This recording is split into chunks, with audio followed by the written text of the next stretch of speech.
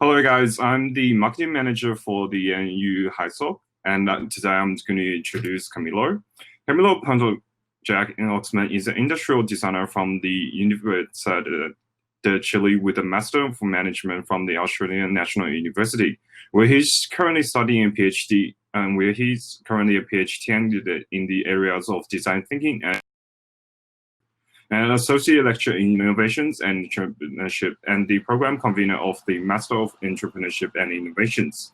His interest in the role of design in entrepreneurship began while completing his undergraduate degree, when he was exposed to the concept of design promotion during the ICSID Latin American Regional Meeting in 2005.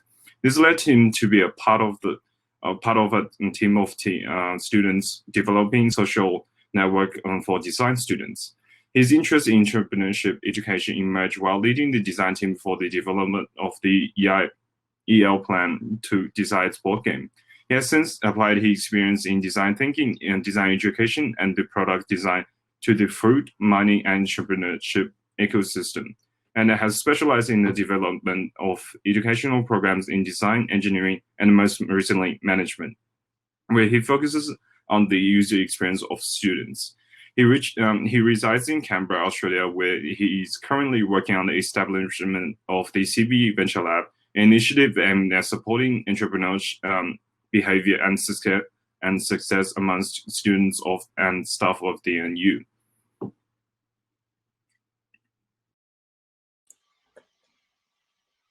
Hello? Yep, we can hear you, Camilo. Oh, for some reason I couldn't hear the rest of that. Okay, sorry. Thank you so much for that introduction, Peter. That was really lovely. Am I good to go? Good to go. You just need to share your screen to get started. Okay, I have a bit of a glitch because I just found out that I can't annotate on this platform, but I'll do my best to do sort of a bit of a jury-rigged screen share from my Zoom where I can do annotations. So I think let me just try this. Can people see that annotation? Can people see that?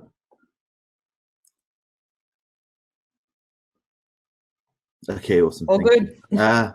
Okay, sorry, I was just so I'll follow the chat.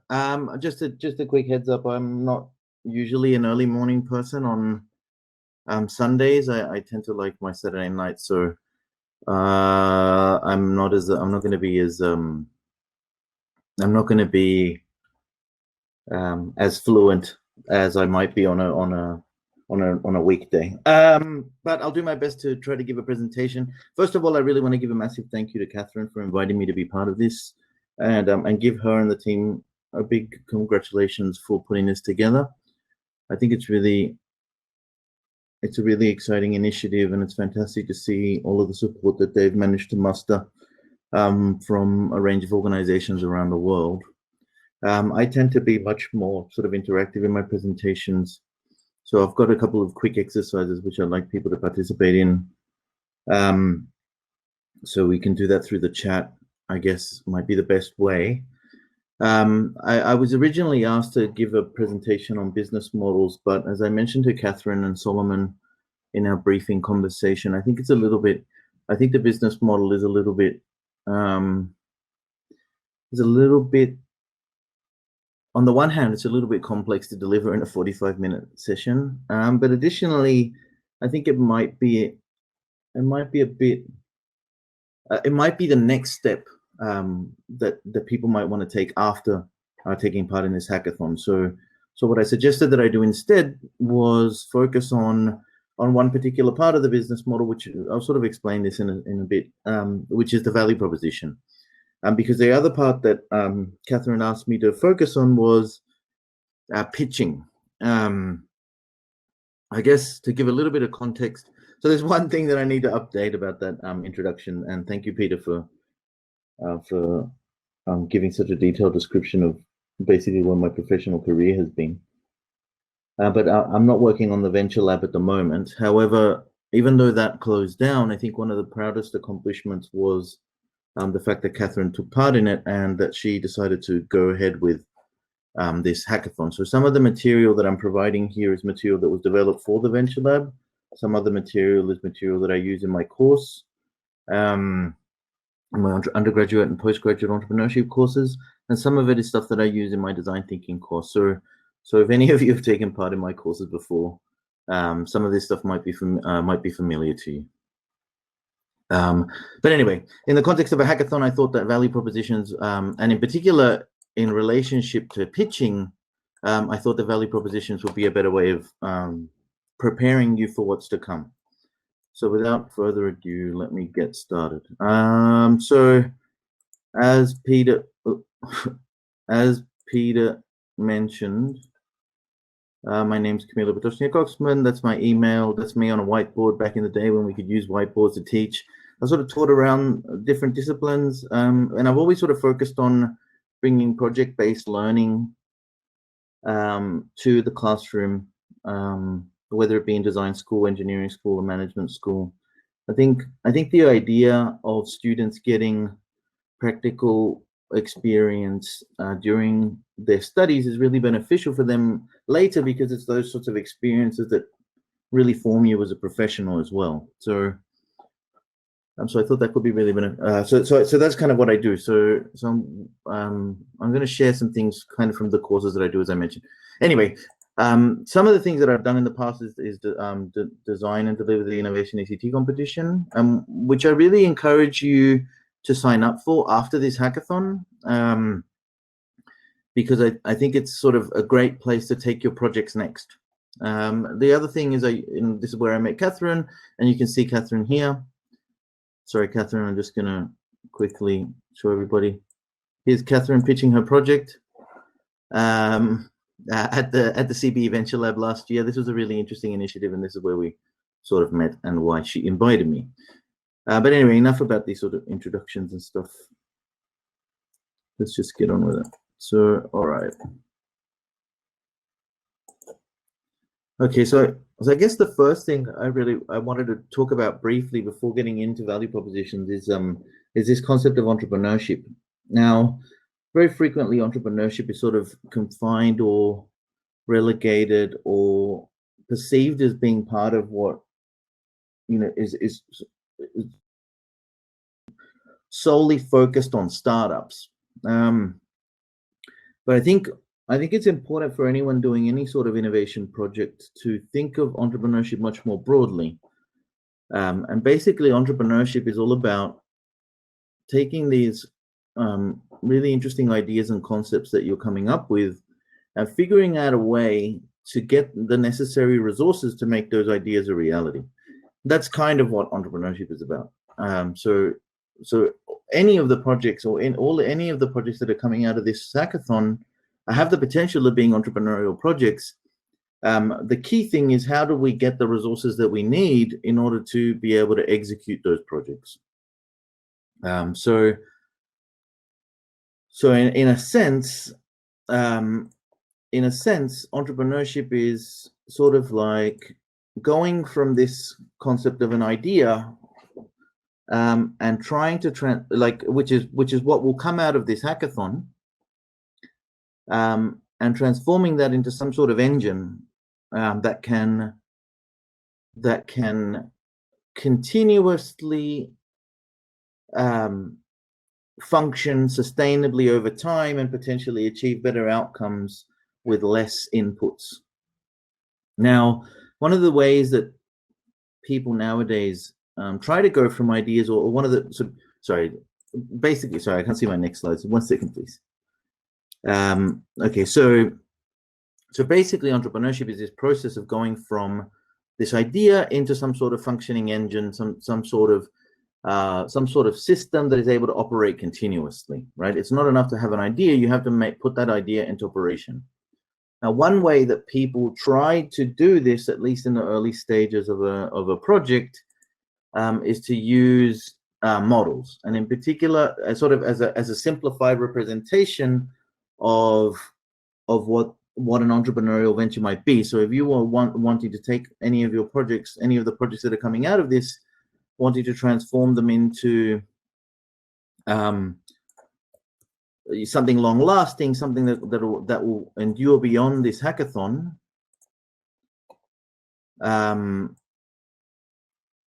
what you might start by doing is trying to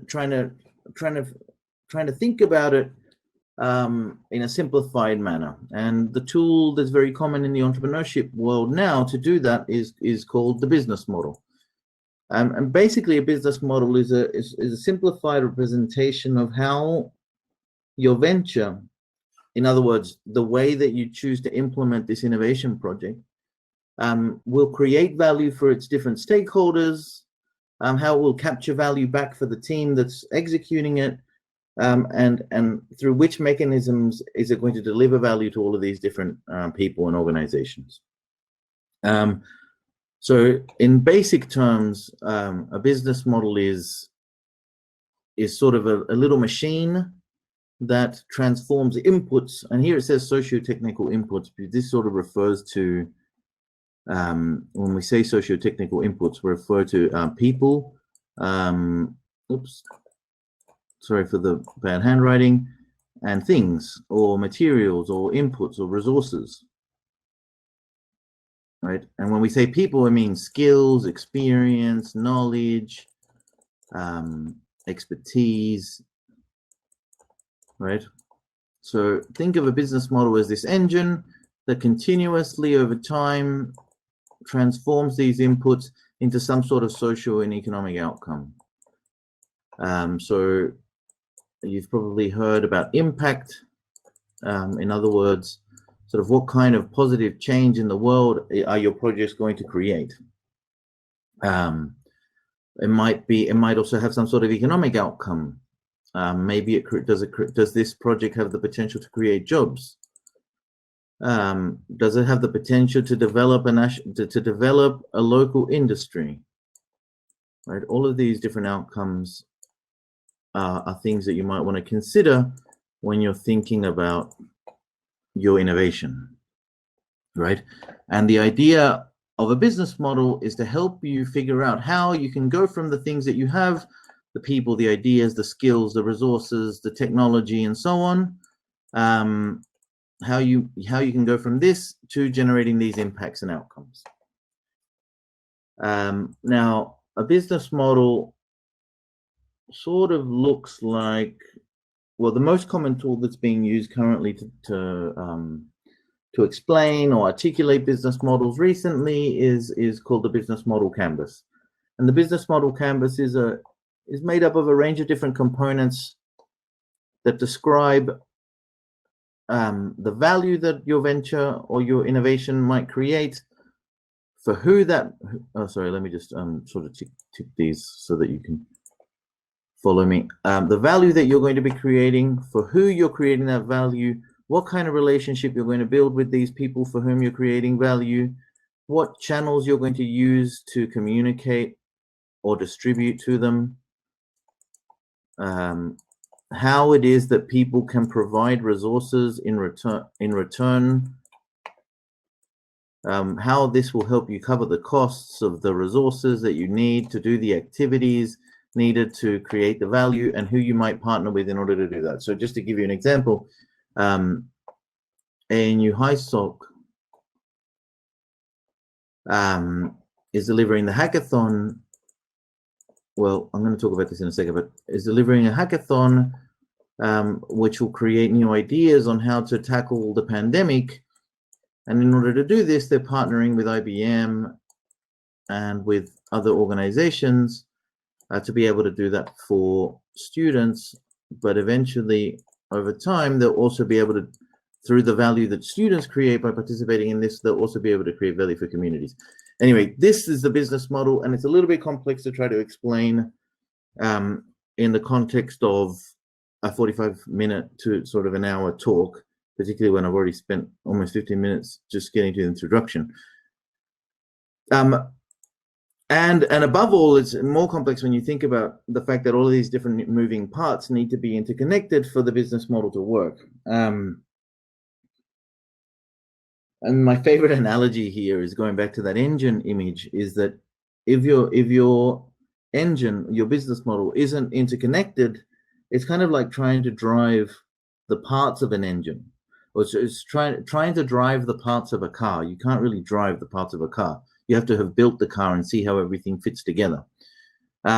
Anyway, so rather than trying to explain all of this in detail and provide with this overview, you should be able to start using the canvas. But rather than doing that, I wanted to focus on one particular thing, which is value, which is what the business model centers on. Because if you think about, if you're able to clearly articulate the value of your projects, then you can get the support.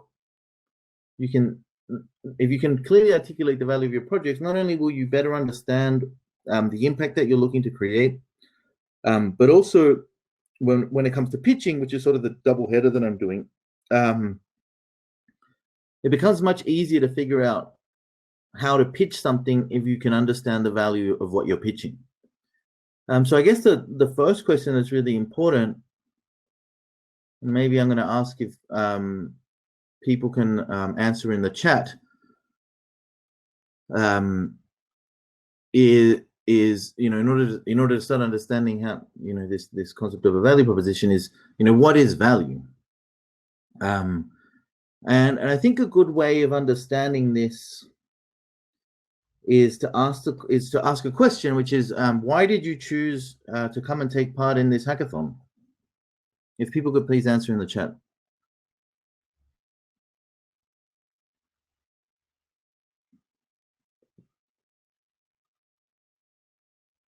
To develop new skills. Okay.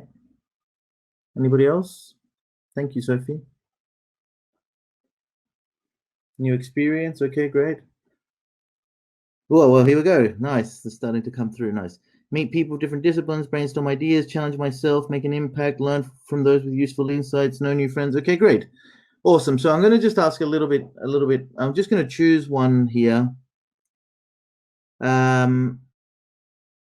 Challenge myself and ideally make an impact in the world. Why? Why are you looking to do that, Brendan?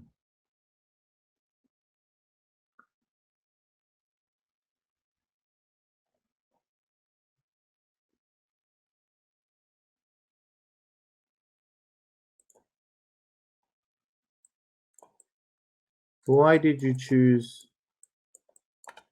Why is challenging yourself and making an impact on the world important? Or I can ask someone else. So I can just ask you, why are these things that you've given as the reason for coming to this hackathon important?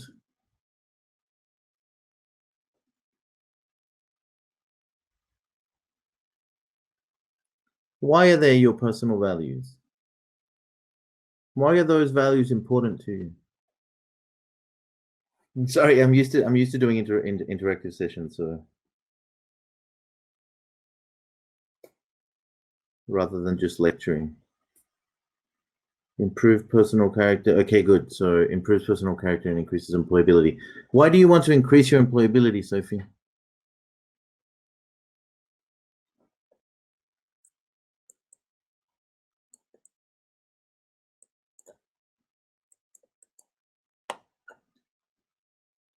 Increase future security. Okay, good. So the reason I'm asking these questions is because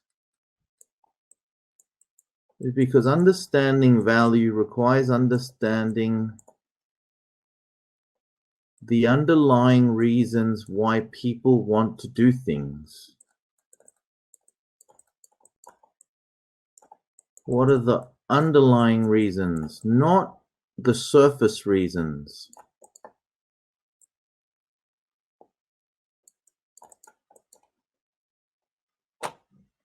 And this is super important when we talk about value, because two people might take the same action, come to a hackathon, but the reasons why they do it, as we saw in the chat, can be very different. The action is the same, but the underlying reason, the cause, is different. And this is I think this is the most important starting point to understanding what value is from an entrepreneurial or innovative perspective. When we think about value from an entrepreneurial or innovative perspective, what we want to understand is that value, let me see, sorry, I've got to stop. Is that value is an irrational bias or interest that motivates people to take action in pursuit of a goal. So rather than thinking of value as something that is concrete or objective, it's important to consider that value is only felt or experienced by an individual or by a person. Things themselves aren't really valuable. It's how people experience those things or how people incorporate those things into their daily lives or their long-term goals or their career prospects or their dreams and hopes that makes them valuable. And that's something that's really personal, as we saw. I mean, here we go. So if we have a look at this, why do people come to the hackathon? Some people come for new skills, some people come for new experience, some people come to make friends, some people come to brainstorm ideas, some people want to give themselves a challenge, the challenge of getting up early on a Sunday, right? And we can't say that any of those people are more correct or less correct about what they value, because everything that they value is going to be personal. And we need to, and in order to understand value, we need to understand that, and that this irrational this irrational interest or bias towards a thing is going to motivate action. That motivation of action is going to lead someone to interact with a certain thing, like coming to the hackathon, and then based on that interaction, people are going to realize some sort of value, which will then affect their perception of future hackathons or future activities similar to the one that they undertook. This is a little bit theoretical. I actually learned this from my mentor, Dr. Chris Naylor, who used to teach the entrepreneurship course at ANU. So, and the way he explained it to me, because I'm a designer, I needed to turn it into a picture. So here's the picture.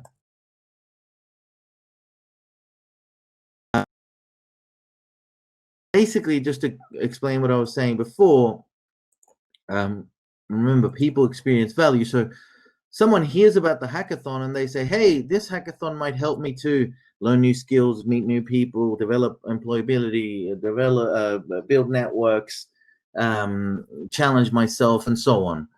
So this anticipation, they see the hackathon and they say, hey, this could be really interesting. So that leads them to get up early on a Saturday early on a Sunday, after a week of work and study, to come and participate in this hackathon. And then based on this interaction with the hackathon, like coming to listen to me speak or other people speak, or learning the tools and seeing what kind of design thinking frameworks exist and meeting other people and so on, they're going to realize a certain value, which they're going to compare with this anticipation of value. So this realized value, the value that you actually get from something, might be positive or negative. You might say, hey, this hackathon is going to be great for my networks. And you come and you meet a bunch of people, you meet more people than you expected. So you think, wow, this hackathon was actually much more valuable than I was expecting. The value I realized was positive, which leads you to then say, hey, I really want to continue to participate in ANU high SOC events. In other words, if the value you realize from this hackathon is positive, that will lead you to anticipate value positively again. Now, this all seems kind of theoretical, but the most important thing to understand is that this is a process. So if I get up early to watch Camilo speak, and I anticipate that, because they gave that great introduction for him, I anticipate that his talk is going to be great. But then he just waffles on about theory for ages, which means that I anticipate less value. So then next time I hear that Camilo is going to speak, I feel less anticipated value. Let's suppose that I have to go, but then I realize, wow, I learned something really interesting. So sorry, I'm anticipating less value because the previous talk was a bit boring and rambly. So that leads me to the next time I go and interact with him. Wow, I actually go and I learned something really interesting. So now I realize positive value. So then now I anticipate it more. And this is happening in your mind and in everybody's mind and all the time. right? And this is the most important thing to consider about value when we're thinking about value from an entrepreneurial perspective, is that value isn't fixed, value isn't implicit, value isn't intrinsic, and value isn't fixed. Value is subjectively felt by the stakeholders who may be undertaking the same action, but the reasons they're undertaking that action are very different. Some might be for future security, others might be for adventure, others might be for distraction, right? All of these different things. So, and those underlying reasons, the underlying reasons why people are doing things. Hey everyone, I think Camilo might have lost some internet connection right there. So we'll just wait for a bit to see if he can come back on. But just like hold tight, and hopefully he should be back in a couple of minutes. I try to have the pinkest slides in the land. Okay. Anyway, so the key thing that I was trying to saying is that people value different things, and they might undertake the same action for completely different reasons. Undertaking that action will lead them to realize value, but value isn't just positive, it can also be negative. And that this experience of value would lead them to change how they feel about something, leading them to act differently next time. And no matter what the action is, the value that they anticipate, is the underlying reason why they do something. For example, coming to meet friends, or coming to learn skills, or coming to hear a lecture ramble, or a lecturer from ANU ramble on a Sunday morning. Although the reasons might be different, there might be the same action. But in order for us to be able to deliver innovative solutions or create the sustainable venture engine, we really need to understand how it is, or what it is that people are anticipating. So the way we do this is, so when we're thinking entrepreneurially, what the needs look like, well, the people who developed the business model canvas also developed this additional framework, which is based on the work of several other people from the entrepreneurship and innovation space, both practitioners and academics.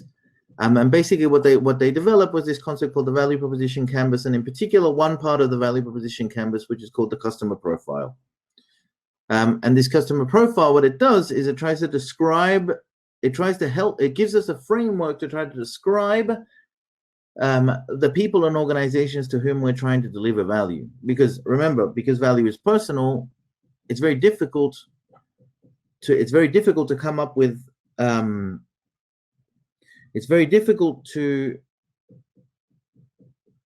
an innovative business model if we don't understand who it is that business model is going to be serving. It's very difficult to come up with a pitch if we don't know who we're pitching to, and so on. So this tool is all about understanding. It's all about understanding what the people who we're trying to interact with value.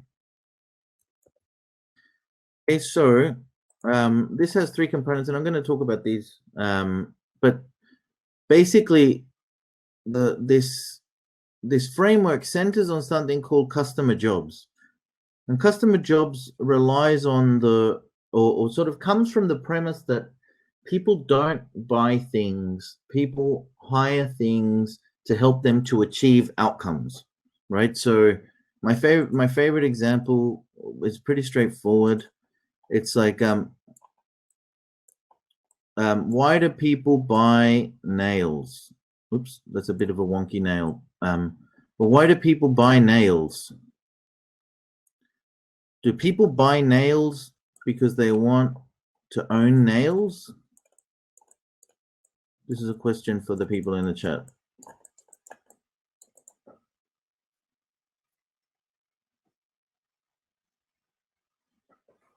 Why do people buy nails?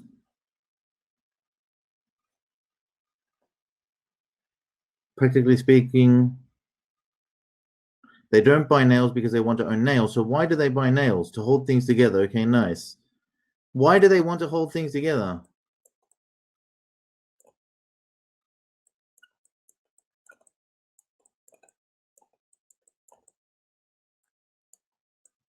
Why do they want to hold things together? To repair something, to build a thing. Okay, why do they want to build a thing? if you notice, I'm doing the same exercise that I did before about asking why people came to this event.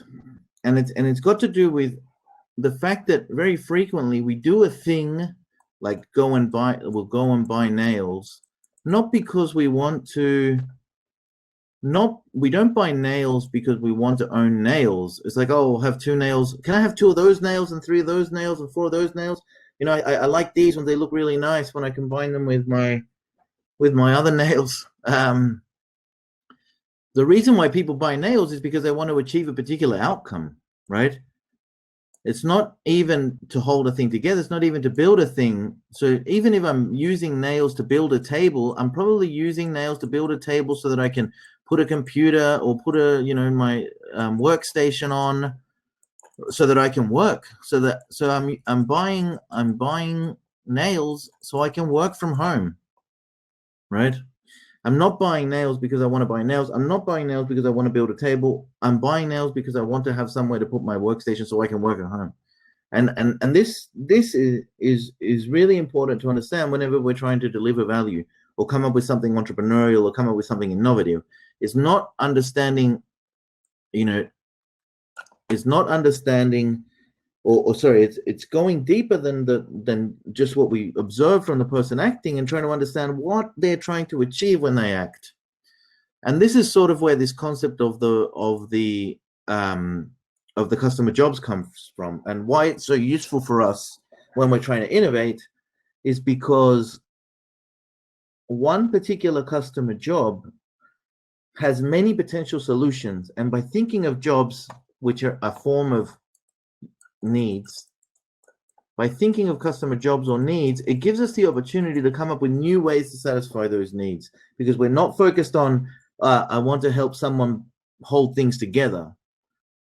It's more about what can I help the person to achieve what they're trying to achieve? Like, how can I help them to work at home, right? And so this is so just to finish this example of the nails, I might buy nails. But what I'm actually looking to do is, did I crash again? No. I'm buying nails because I want to impress my colleagues, because I use the nail to make a hole in the wall, to hang up my degrees, so that people can see my degrees. And so on. Do we understand this? So there's different types of jobs that people might want to undertake. So there are functional jobs which are pragmatic, like mowing the lawn. There are social jobs. So, for example, someone might functionally mow the lawn because they want to prevent fire hazards, but they might socially mow the lawn because they want then to impress or maintain a good relationship with their neighbors. Or they might emotionally mow the lawn because they want to relax, or they want to spend some time away from the computer, or they want to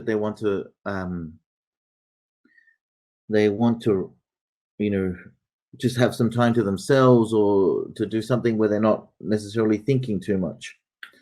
And all of these, as we said before, all of these reasons to do this task are all going to provide the person with value, and every person is going to be doing things for different reasons. So this is the most important thing when we're trying to understand value is what tasks are we helping people to achieve with the innovations that we're coming up with. So am I still live? Sorry, I'm a little bit distrusting of the technology at the moment. When people are trying to achieve jobs, they experience obstacles, what are called pains. So if I want to mow the lawn, thank you, Sophie, awesome.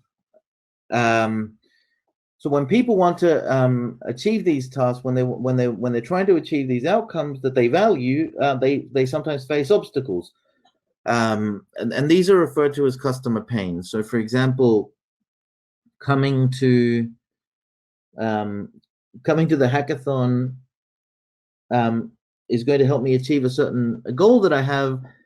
Coming in the morning on a weekend might be an obstacle, right? It might not be an obstacle for other people, but it's really important for us to understand what are the impediments that people are experiencing in order to achieve the things that they're really interested in achieving. Because these are once again, this is another form of need that we can help people to overcome. So for example, just to give you a quick example, let's go back to the mowing the lawn example. Maybe I really want to mow the lawn because it helps me to relax. But I work all day and I don't make it home till it's late in the night. And mowing the lawn is really noisy, which means that I'm going to bother my neighbors who I have a good relationship with, right? So the obstacle there, or the difficulty, is the noise.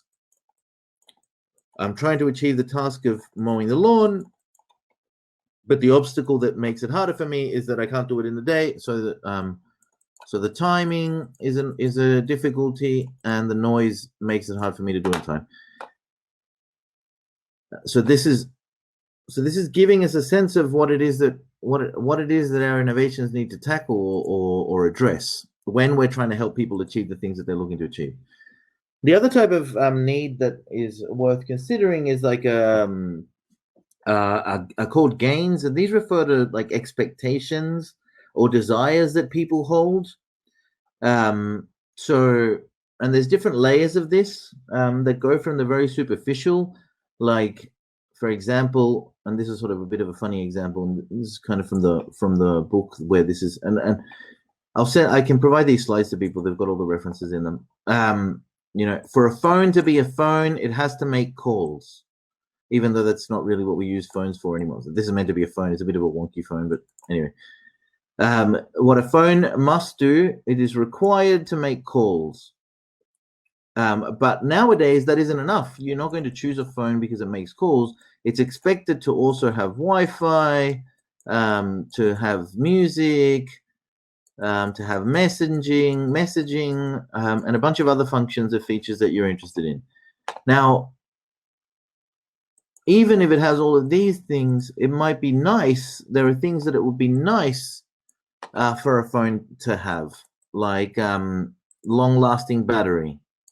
You might choose it, or a professional camera lens. Oops, sorry for my bad text. A professional camera lens, right? These things might not be required or expected of a phone, but it would be nice if a phone has them. And finally, there's this whole new category of unexpected things, or what we call latent needs, which are things that people don't yet know that they would really appreciate if something provided. So sort of jokingly, some people, I do this exercise in class. Usually there's a room and I can sort of interact with people, and I ask them what they like, and a lot of people say things like an artificially intelligent assistant, or a holoprojector, or a printer, and things like this. But the joke that I like is, wouldn't it be a pleasant and unexpected surprise that a phone would survive falls? Right. So when we're thinking about people are trying to achieve tasks, when trying to achieve tasks, they experience obstacles, but they also experience desires and expectations.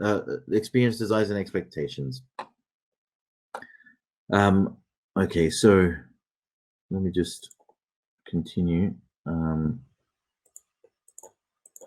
Okay, so when we're thinking about this, when we're thinking about our innovative projects, and this is trying to link it back to what you're working on. When you're thinking about your projects, always try to think about them in terms of who the person is. Remember, because value is subjective, and what it is that they're trying to achieve that your innovative project is going to help them with. Can someone give me an example of Can someone give me an example of who they're trying to help?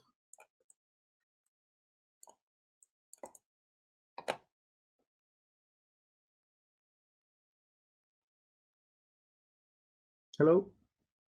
The user trying to find information. Okay, who is this person? Who is the user trying to find information? Who are they? Where are they located? Citizens in emerging nations dealing with chronic diseases. Okay, good.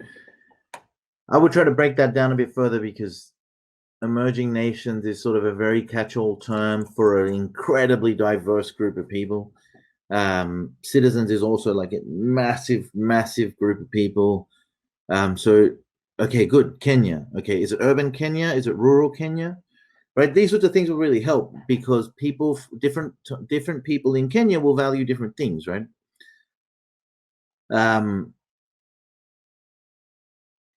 Okay, so people. Okay, good. So when you think about, that's good. Thank you for sharing this, and I appreciate it. So when you're thinking about this, so there are many different people involved in what you're mentioning, looking to improve inefficiencies in rural public health services. Many different people involved. So I recommend try to choose one that is real. Right? Choose one group that is real and is specific.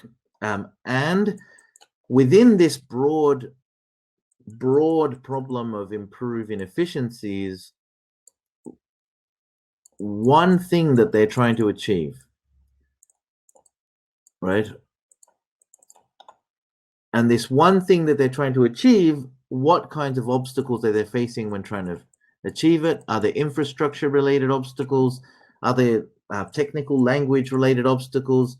Are there technology related obstacles? Are there cultural obstacles?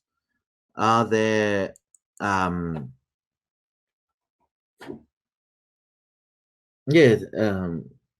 all of are there economic obstacles, right? All of these different things are important to consider when they're trying to achieve one specific task. So trying to break this down into one task. Sorry, this is just a quick sidestep. But the reason why I'm saying this is because there's a concept in design thinking and sort of in innovation more generally called a wicked problem. And a wicked problem is kind of like the problem that you mentioned, in that there's so many different people involved and this problem is affecting so many different people in different ways that you can't guarantee that addressing the problem for one person isn't going to make it worse for others, which is why I'm recommending to try to choose one specific thing for one specific group of people, because then you can at least sort of focus your efforts on trying to solve it for that particular group.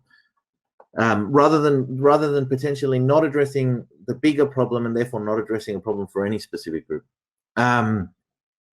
Anyway, this one task that they're trying to achieve is going to be riddled with obstacles and difficulties, but also it'll be full of desires and expectations. You know what? And I think one phrase that might help with this is kind of I'm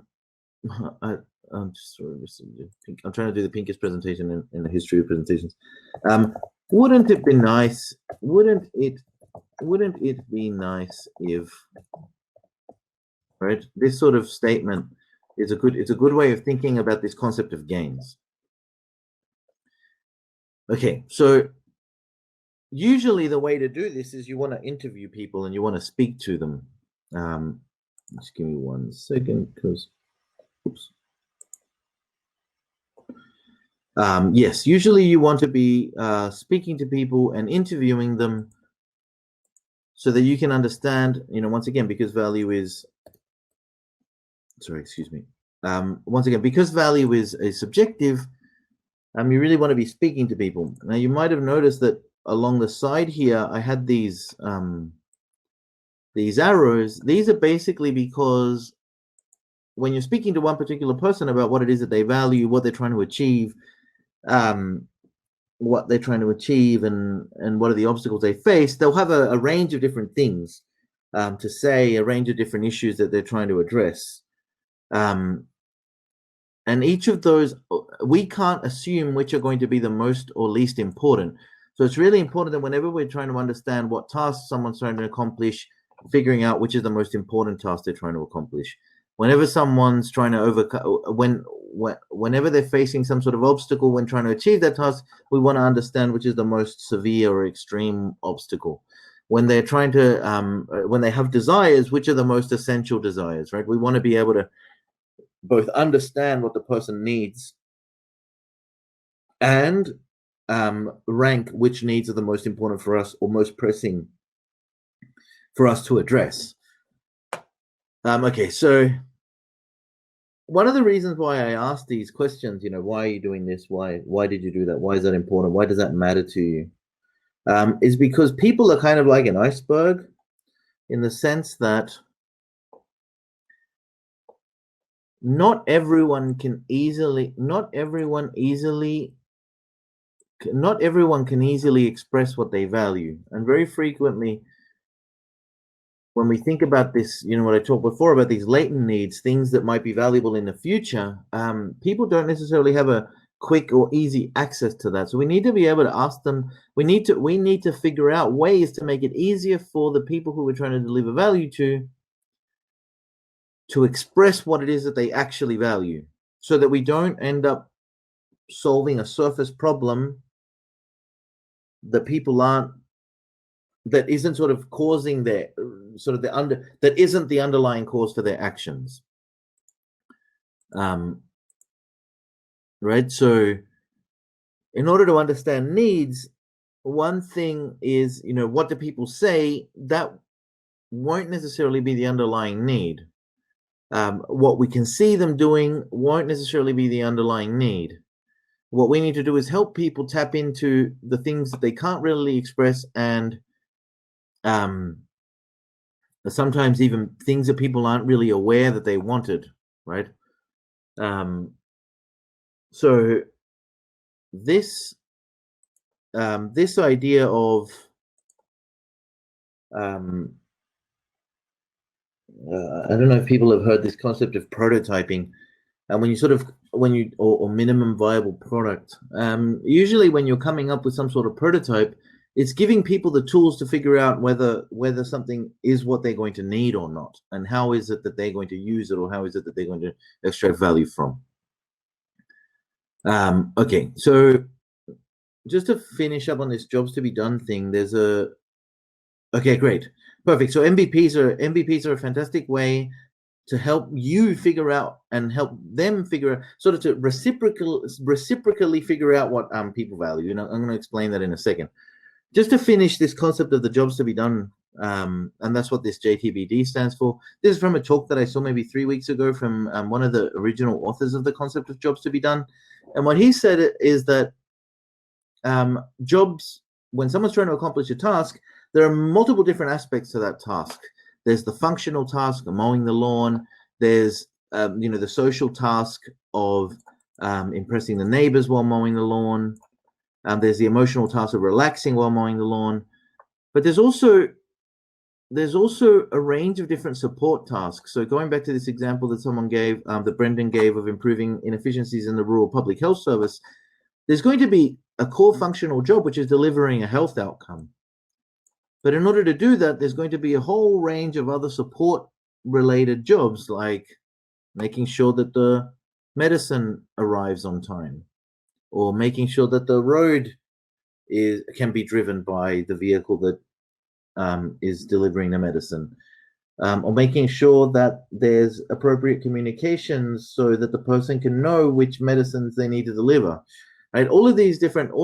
So whenever you're thinking about one person's specific functional job or task that they're trying to achieve, and you want to innovate, what you want to be thinking about is the entire life cycle of that task that they're trying to accomplish, because it might be within one specific aspect of that life cycle that your innovation is going to deliver a lot of value. Whereas if you try to do a little bit of everything, it might be that you don't have the resources or the capacity or the time to deliver a positive outcome in general. So sometimes it might be that you're just helping someone to better transport or learn to use something better, right? So I'm providing this for you to keep that in mind. Okay, so we talked about value. We talked about value being related to people, and we talked about value being this process that happens continuously over time.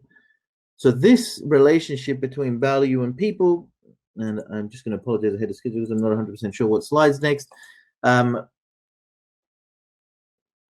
This process between value and people is sort of going back to reiterate this, and just to, because this is, I think, you know, from my studies of entrepreneurship and innovation,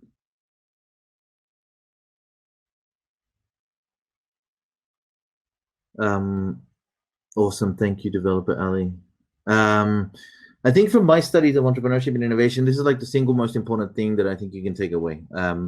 Value is a verb, so people will value. Value is a verb. That verb is undertaken by people. The way that people experience that verb is personal. That experience of value will change over time, and that sometimes we can't tell, or we can't ask someone. We need to observe them or ask them deeper questions in order to help understand what it is that people value. This is the most fundamental thing, which is why I wanted to reiterate it.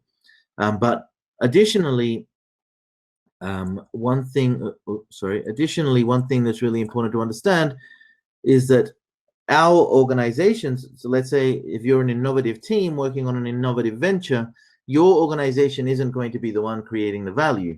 The value is going to be created by people who start integrating what your solutions are into their daily lives, right? And I think this is a really important distinction between the concept of invention and the concept of innovation, where the distinction is that innovation has been integrated into people's lives, right? So when we're thinking about innovating, we're not just thinking about the technology, we're thinking about the place that the technology holds in people's lives, which is why I like to use a heart to describe value, right? Okay, so because value isn't in the offering, it's not the product itself, it's not the service itself, but rather the way that person integrates it into their daily lives. So organizations, entrepreneurial firms or innovative firms, we don't create value. What we do is we create value propositions, right? In other words, it's we propose that you will receive value from this.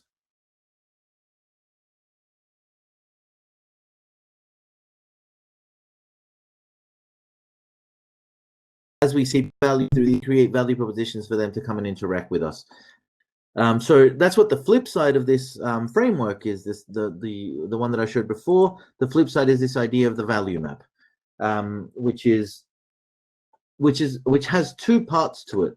One part is the thing, right? The app, sometimes people talk about, or the book, or the event, or I don't know, the toy, right? That's one part of a value proposition. But then the thing is one part. But then there's another part, and it's sort of 2/3 of what it is the actual value. And the value is, how does it reduce pain? The event is easily accessible remotely, right? Until Camilo's internet falls out. Anyway, so the event is the thing, easy remote access is the value. Or you know, knowledgeable speakers. I'm not sure if I spelled that correctly. Might be a gain, right? Might also be value. So the most important thing to understand when we're thinking about a value proposition is that a value proposition is made up of two parts. One is the value that will be experienced by the people who we're proposing this to. Two is the thing that helps us to deliver the value. And this is a common misconception that I've seen, you know, having taught at a design school, having taught at an engineering school, teaching at a business school, and taught innovation ACT, sort of a bunch of different things. One of the most common misconceptions is that people tend to sort of attribute value intrinsically to a technology. But what I want you to know is that the technology itself isn't valuable. It's what it enables people to achieve that is valuable. So, for example, this whiteboard marker, if it's sitting in a lecture theater at ANU somewhere that nobody can access because we're in lockdown, it doesn't have any value, right? It has a cost and it has a price, but it doesn't necessarily have value until someone's able to pick it up and use it on a whiteboard. And in that sense, the content that the whiteboard marker allows to communicate is the value. Whereas the whiteboard marker is merely the thing, which is the delivery mechanism. And this is really important for you to understand when you're explaining the value in your projects. I'm just going to clear this quickly. Okay, so this is just so when you think about this this concept of the value map, which is the flip side to the customer profile, what it's actually doing is it's responding to those needs that we saw, right? So when someone's trying to achieve a certain task, they experience a certain pain. Our value proposition is how will we help them overcome those pains? Are we going to save them time? Are we going to save them money? Are we going to save them effort? For example, some people are in different time zones. They can't attend this. This hackathon's being recorded.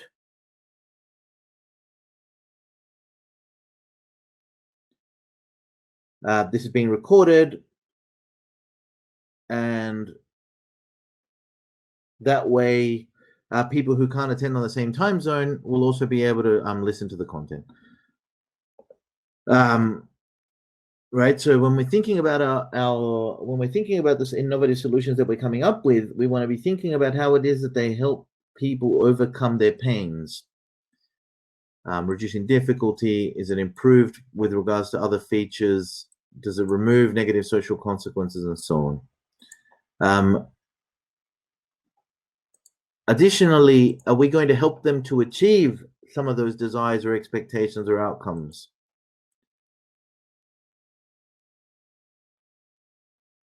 I'm not sure what's happening to my internet. It's really annoying. I'm sorry.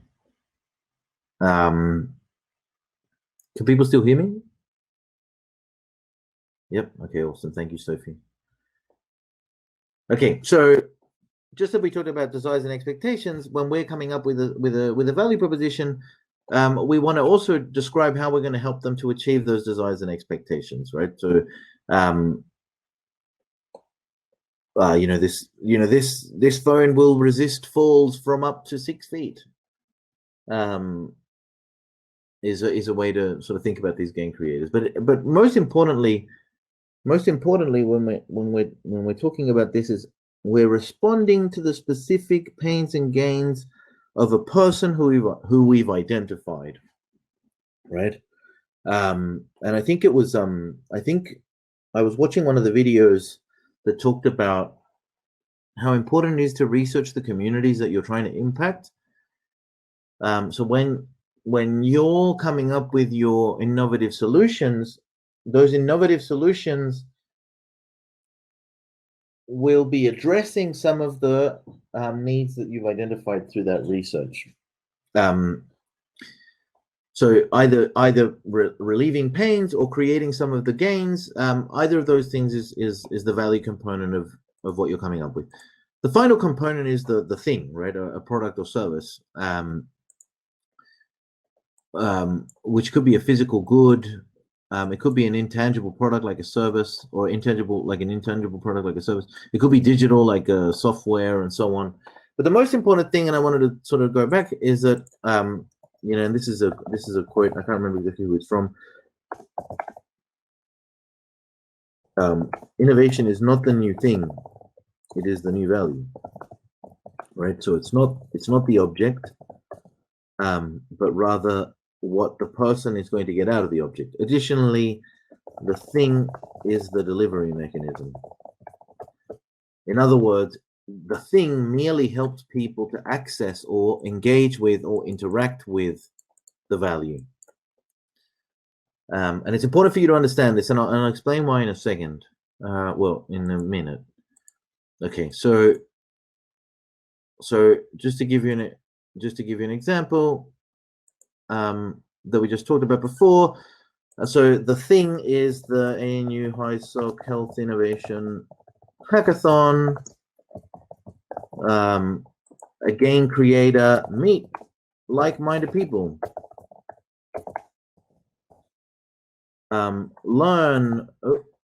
Learn new skills. Face exciting challenges. And then pain relievers is recorded for later view, right? Does this can you see this example? Do people understand this example? Okay, the thing, the value. Now, just as before, we want to rank what is the most valuable thing, but I also wanted to highlight something else, which is meet like-minded people, learn new skills, face exciting challenges, record it for later view. You know, these value propositions could potentially lead to a different thing. Join ANU HiSoc. The student society itself is another thing that could help you to achieve these values, right? Or you could take a course, or you could do other things that might help you to do the same thing.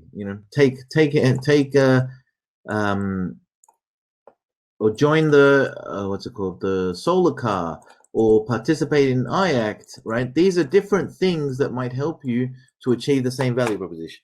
And the reason why I'm saying to achieve the same value, and the reason why I'm saying this is because it's really important when you're trying to come up with a solution, in particular when you're trying to come up with a solution for a population that is very distinct from you, is to try to avoid jumping to the thing and then trying to fit the value into the thing. It's better to figure out what the value is first, and then figure out what multiple different things are best suited to delivering that value. Okay, so in other words,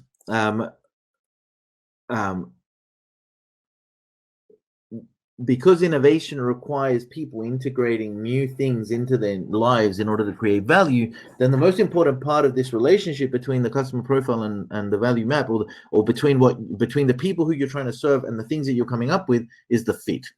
So what I recommend when you're trying to figure out what your solution is going to be, what you really want to try to do is start here. Start with the tasks that start by identifying who the people are and what are the tasks that they're trying to achieve in their daily lives related to the challenge that you're focusing on. Once you've done that, then you want to start to identify what are the obstacles or expectations that they hold when trying to accomplish those tasks. Once you've done that, then you can figure out different ways in which you could help people overcome those obstacles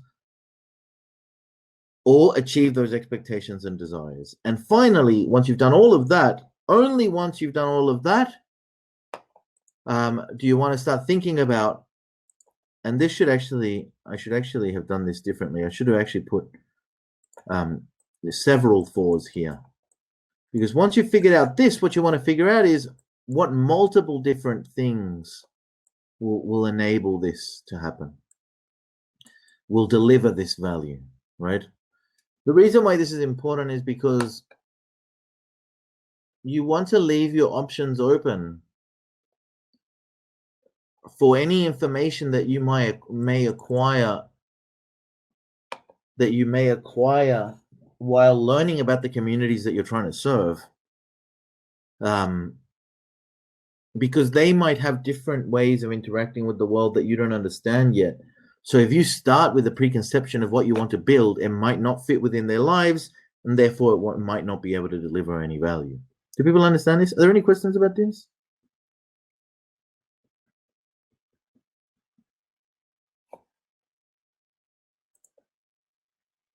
Are there any questions in the chat? Could you repeat the difference between 2 and 3? 2 and 3 are the, okay, so everything to the right of fit is about the person and their current experiences. people are trying to achieve things related to health, related to water, related to whichever of the aspects that you're currently facing or in the future that you might face. They're trying to accomplish tasks. When trying to accomplish those tasks, they face either obstacles or hold expectations. That's what 2 is. So 2 and 3 are experienced by the person. Sorry, 2 and 2 are experienced by the person. 3, on the other hand, is what we propose we're going to provide to resolve the things into. Maybe an easier way to describe this would be like this. 2 are needs.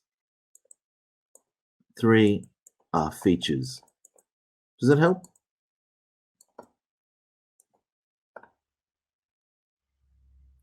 Awesome. Okay. However, the thing that I want you to, the thing that I really want you to take away from this is that don't come up with your solution until you understand what people are trying to accomplish, what their needs are, what will be valuable features, and then try to come up with multiple solutions. Because then one of these, and I'll talk about this in a bit as well, one of these you will be much better suited to providing, right? Maybe your first idea is an app, but you don't have any coders on the team, so doing an app isn't realistic. Maybe the second option is a class. Okay, that might be a bit easier, right? But maybe you need more experience, but then you might rely on allies and so on, but you might not choose it. Maybe the third one's a book. Oh, but you have, basically you're exploring different options to find the one that you have the greatest capacity to execute on. As one of the videos talked about yesterday that I watched was that scaling requires resources, but in order to scale something, first you have to be able to execute the first stage of it, right? So this is why multiple different things is a better strategy. Now we're gonna. So that's about what I'm going to talk about on value propositions, and now I'm just going to jump straight into pitching because I think it's like super interrelated, right? When you're thinking about whether it's your original customer, or in other words, whether it's the community that you're looking to benefit, right? Or it's friends who you want to get involved in this project, or it's a mentor that you want to get help from, or assistance or advice, or it's an investor that you want to get money from. All of these different people basically fit within this same framework of the customer profile, right? If you want to ally with a partner organization, same thing. If you want support from the uni, same thing, right? They always fit within this. So when we talk about pitching, I'm just going to jump into the pitching topic. When we talk about pitching, I really like to think of pitching as something I like to give pitching quite a simple definition. Pitching is basically, I'm going to type it in actual text so that people can read it. Pitching to me is telling a story to get support. Telling a story aimed at getting support for a project or something, right? And the reason I like this definition is because pitching isn't just, it's not just Shark Tank. It's not just getting in front of investors and like, oh, this is what I'm going to do and this is the returns it's going to generate and blah, blah, blah, blah, blah. Pitching happens every day. When you invite your friends to go out, it's like, hey, let's go to dinner. And you really want to go to dinner with your friends and you're trying to convince them to come to dinner with you, or you're trying to get an extension for an assessment item and you're speaking to a teacher or something, or you're trying to get permission to do something. All of those requests for assistance, support, enthusiasm, they're all a form of pitching, right? So whenever you're pitching, you're trying to get someone to support you.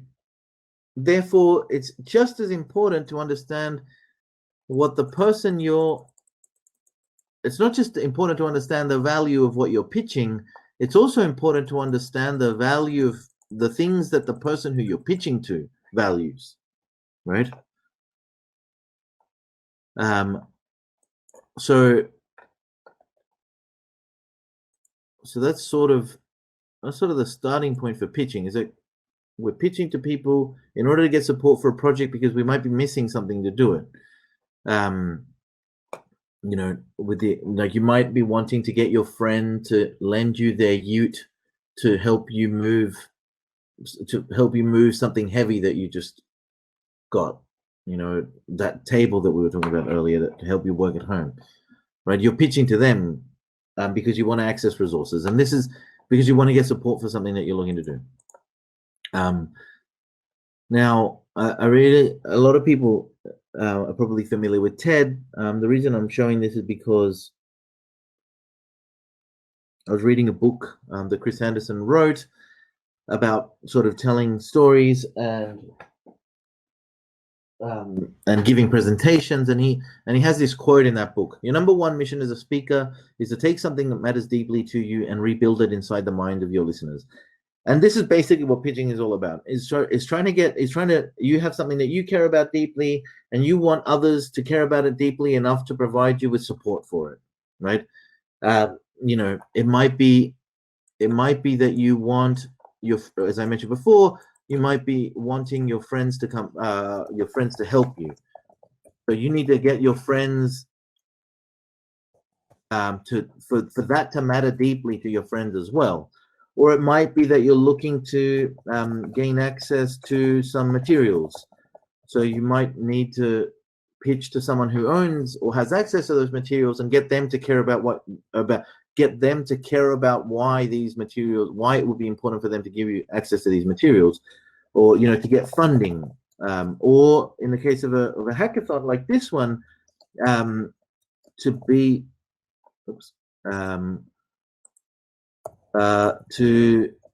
selected as one of the most innovative ideas or projects, right? In a sense, they all follow the same logic. You're going to be telling a story about your project so that people listening think it's one of the most important, or think it's as important as you think it is. So, oops.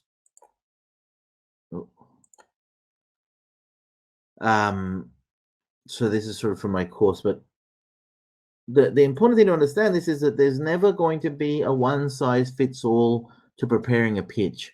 The story is always going to depend on two things: one, the thing that you're talking about and what's important about it, and two, who the audience is that you're looking to present to.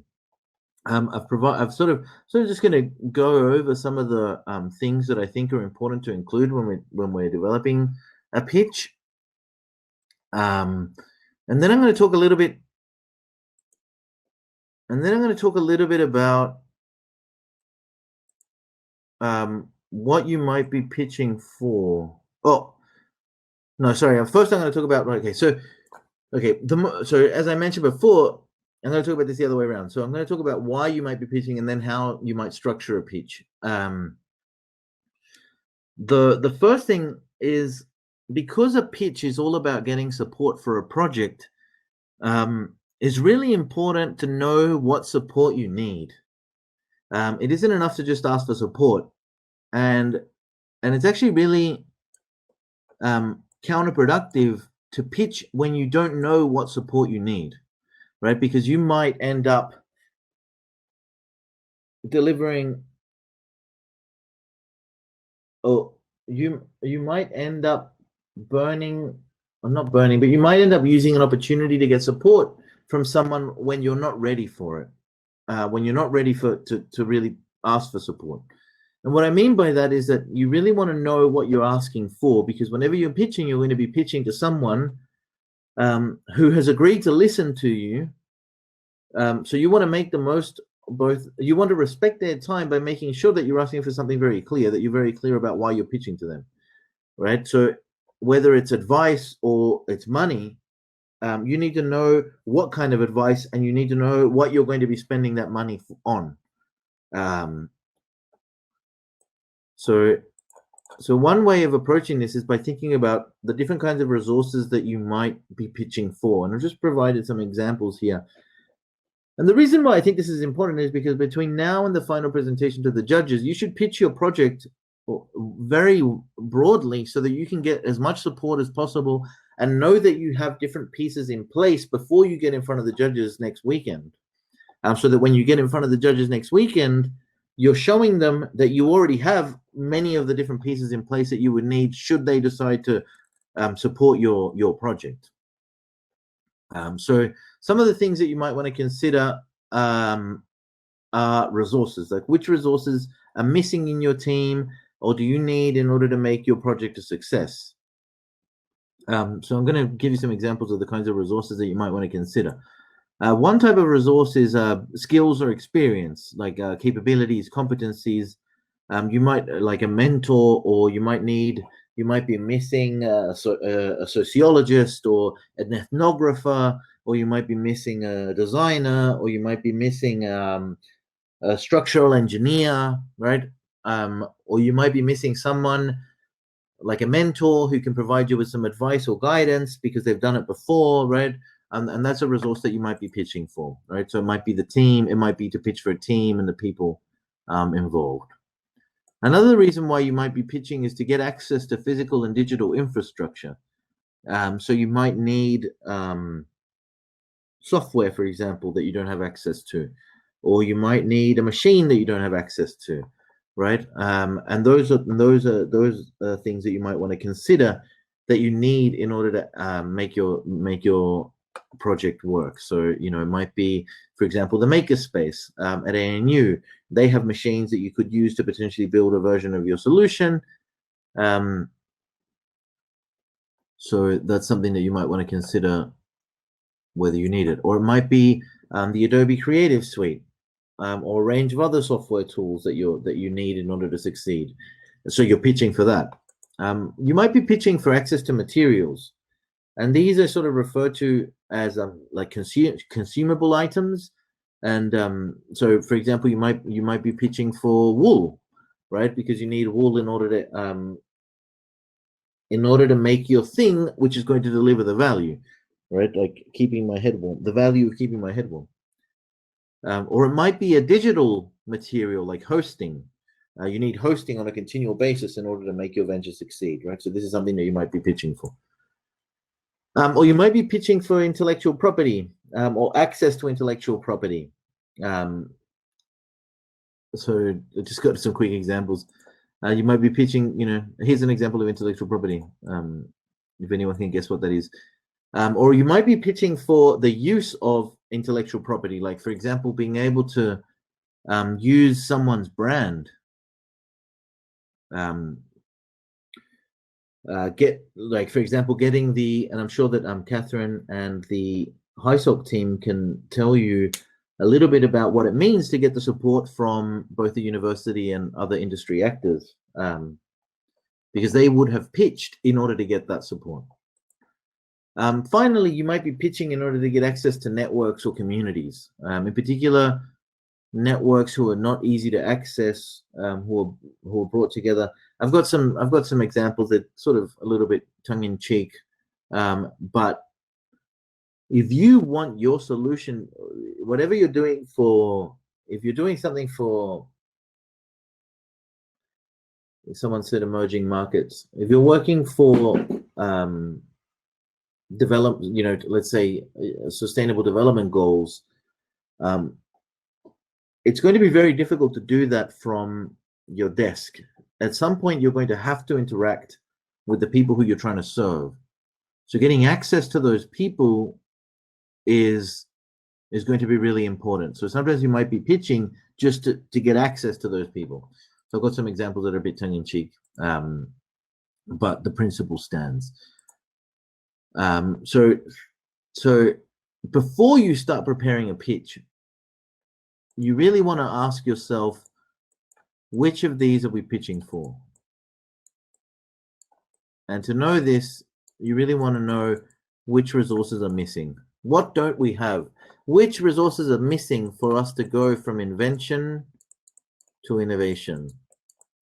Or, as the speaker yesterday spoke about, how do we go from idea to implementation?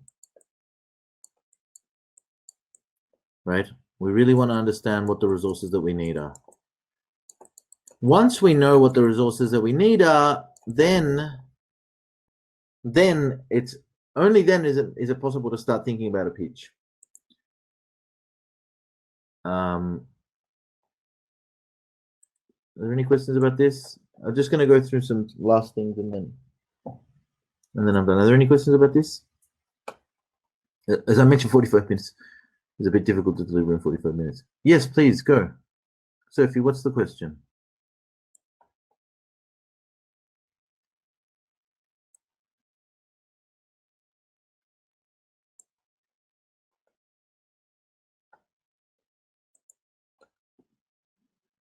Are the resources in order what? Are the resources in order of what you need? Are the resources in order of what you need in place before you ask for it? Can you ask for multiple resources? Definitely. Okay, good question.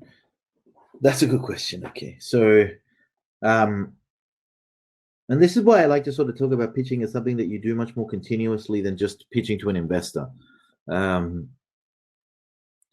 Pitching is something you're going to do on an ongoing basis, and you're going to be pitching continuously for different types of support.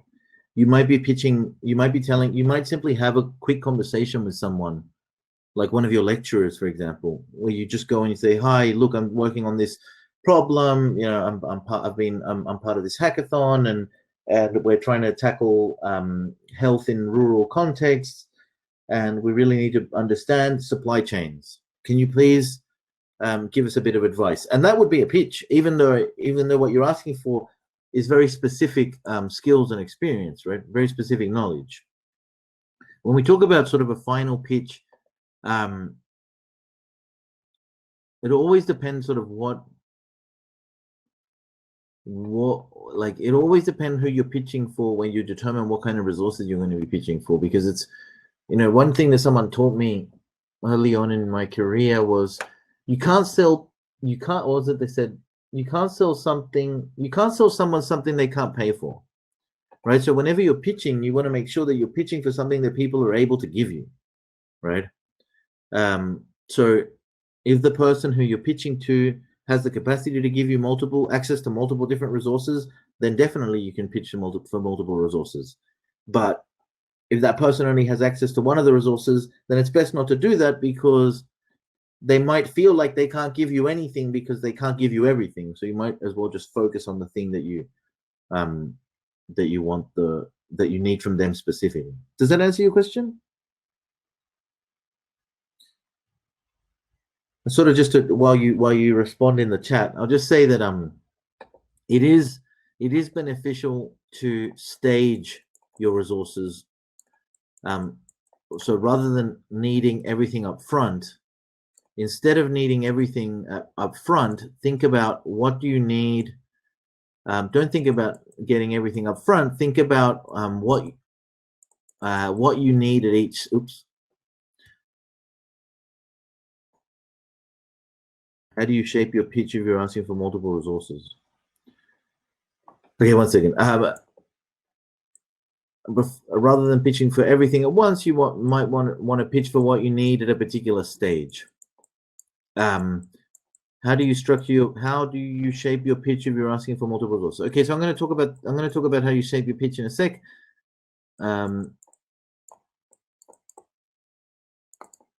In those cases, usually when you're pitching for multiple different resource types, it means that you're usually pitching for funding.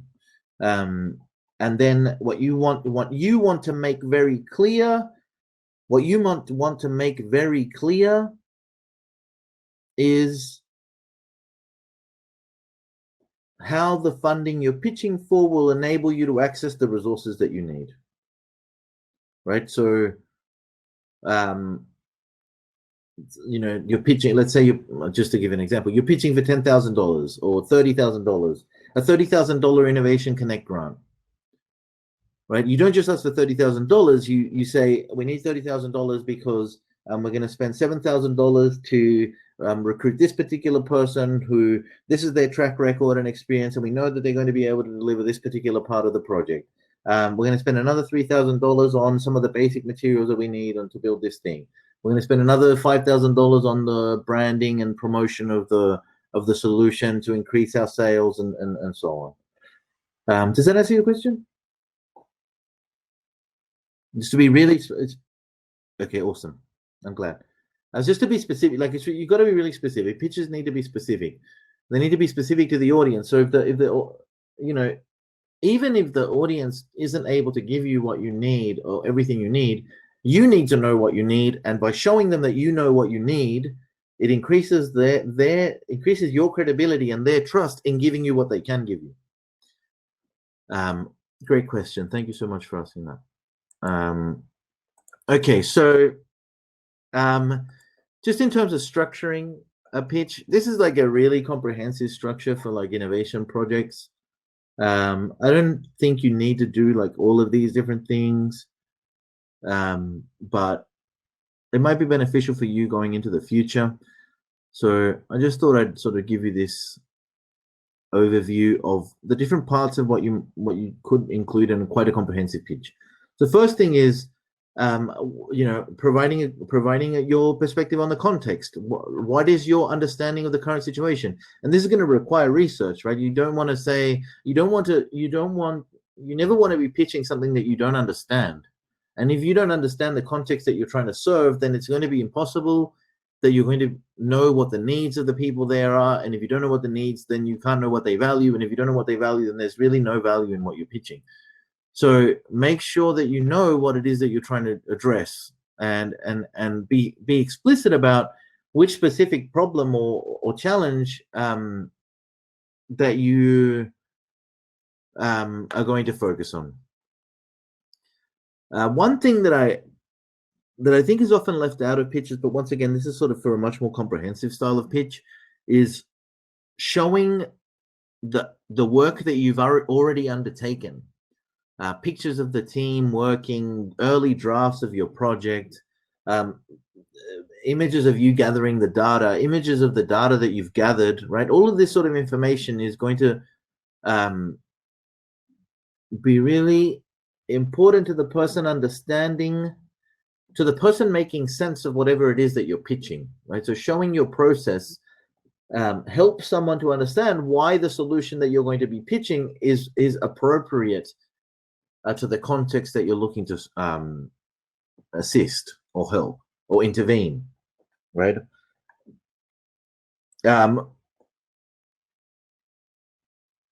This is also something that is, you want to be really specific about specifically and concisely stating the problem that you're looking to address. So we're looking to help in the delivery of medicines to rural communities in mountainous regions, right? And the problem is, how do we create a vehicle that can overcome the terrain, right? So the problem is really specific. It's the vehicle for the terrain for these people, rather than sort of the broad challenge, which is what would be in the context beforehand. Here, what we want to be is very specific. Additionally, we want to make sure that we don't use any jargon here, so that everybody can understand it and be on the same page. And very frequently, for the kinds of problems that you're going to be focusing, any sort of social impact challenge, anything like that, there's going to be multiple different groups of people and organizations affected, right? So how many of these are you going to are affected by the problem? And here's another tip, which is to avoid any information who might confuse the audience. Then once we've explained the problem, then we can explain what the solution is going to be. Explaining the solution makes much more sense once you've shown what the context was, what the problem was, and what the process was to solving the problem. right? The three previous parts that I talked about all help to frame this concept, this solution, as something that will address those problems. In a sense, if you think about it this way, it's like the solution is the plug. But the plug makes much more sense if you first described the hole that it's plugging, right? Okay, so here, one thing that I like to highlight is sometimes it's much better to show any things that have inspired you than to not show them. Because if you don't show something that sort of already exists that is similar to what you're coming up with, but the person listening to your pitch already knows about that thing, then they might feel that you're not being honest about where the origin of the idea came from. But if you show it as an antecedent, just like citing, it adds, once again, it adds credibility to your team and your project. This is fundamental, and it's going to be one of the major challenges for every entrepreneurial or innovative team, is demonstrating value by showing responses you've received from intended users, right? So this is what they usually refer to as user testing, or sort of this is in design thinking, they call it user testing. In entrepreneurship, they call it validation. But it's basically the same thing. Your idea doesn't exist in isolation from the people who it's intending to benefit. So what you really want to make sure that you do is that you demonstrate how people have responded to your idea or your solution. This can include like qualitative things like testimonials, but it can also have like quantitative components as well, like surveys.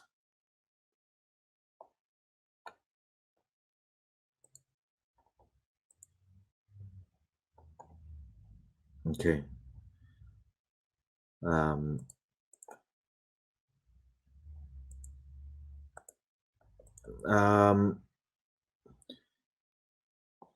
So I know I've gone a little bit over time,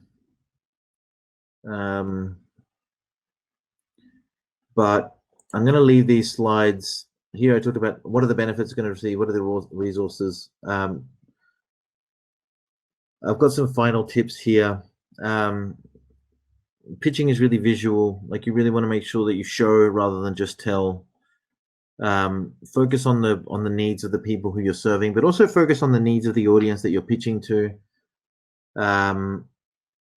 Credibility is key. Credibility increases trust. And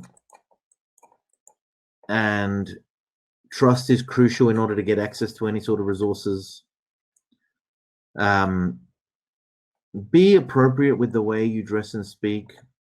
This doesn't mean like suits or very technical language. Just make sure that you're consistent with your project and respectful of your audience. Another thing that's really important is when you're pitching your ideas, which are very sort of personal and they're associated to your self-esteem and so on.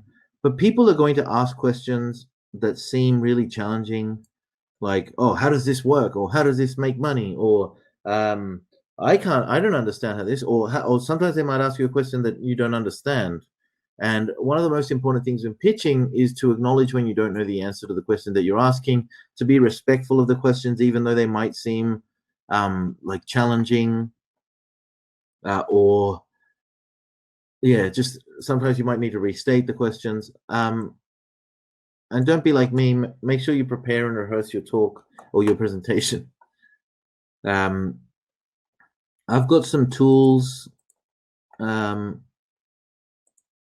Does not knowing an answer decrease trust? No, that's a great question. No, not knowing an answer doesn't decrease trust. Giving a false answer or a made-up answer does decrease trust. Saying that you don't know an answer increases trust because you're being honest, right?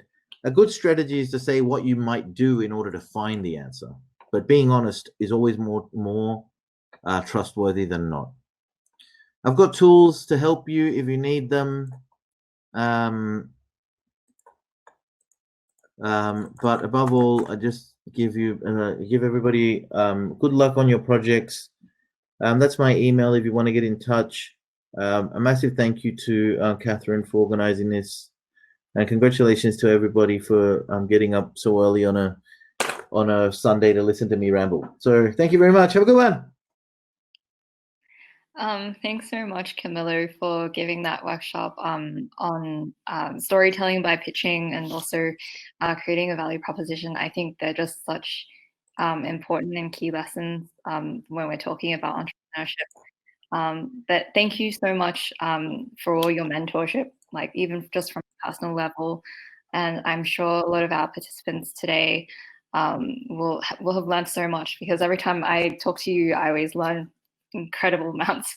So thank you so much. And to everyone, we will be having a teamwork time block until 2:15 p.m., which will be our next track workshop for tracks 1 and 2. So hang around. Our team will be coming around just to make sure that you're all okay. And yeah, feel free to bounce ideas off of each other. And yeah. Yeah. I'm happy to stick around for another half hour or so if people want to ask specific questions or share what they're working on. Yeah. I'll let me know which table to sit on. Yeah, so we'll head off people wanna come and have a to chat. some teamwork time and see you around on the floors.